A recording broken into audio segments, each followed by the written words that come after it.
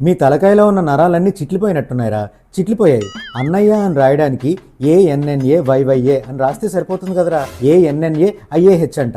అన్నయ్యాహ్, కన్నయ్యాహ్, తమ్మయ్యాహ్, నీ మొహం మీద ఉమ్మయ్యాహ్. ఏంట్రా ఆ లాంగ్వేజ్? ఆ బ్రిటిష్ వాళ్ళకి మన పేర్లు చెప్పడం చేతగాక ప్రతి పేరు చివరన IAH అని ఒకటి తోక తగిలించారు.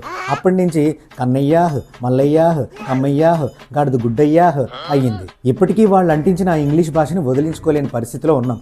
రోజు ఆ ఇంగ్లీష్ అనే బురదను మన ఒంటికి పూసుకుని వెళ్లాల్సి వస్తుంది. మన పరిస్థితులు అలా అయిపోయినాయి. మన అచ్చమైన తెలుగు పదాలకు కూడా ఎందుకురా ఆ ఇంగ్లీష్ వాసన తీసుకొచ్చి అంటిస్తారు. మీరు ఇదంతా పాష్ అనుకుంటున్నారా ఏంటి? పాష్ కాదురా, పిచ్చి అంటారు దీన్ని. సింపుల్గా ANNAYYA అన్నయ్య అని రాసుకోవచ్చు కదా. ANNAIAH అన్నయ్యాహ్, కన్నయ్యాహ్, సుబ్బయ్యాహ్. ఎందుకు తెలుగు పదాలని ఇన్ని రకాలుగా నానా హింసలు పెడుతున్నారు? మీరందరూ ఏమైనా చప్రీ కాలేజ్ ఆఫ్ కమ్యూనికేషన్ అనే కాలేజీలో చదువుకొచ్చారా ఏంటి? కొన్ని రోజులు పోతే అమ్మాహ్, నాన్నాహ్ అని రాస్తారా మీరు మీ చప్రీ లాంగ్వేజ్?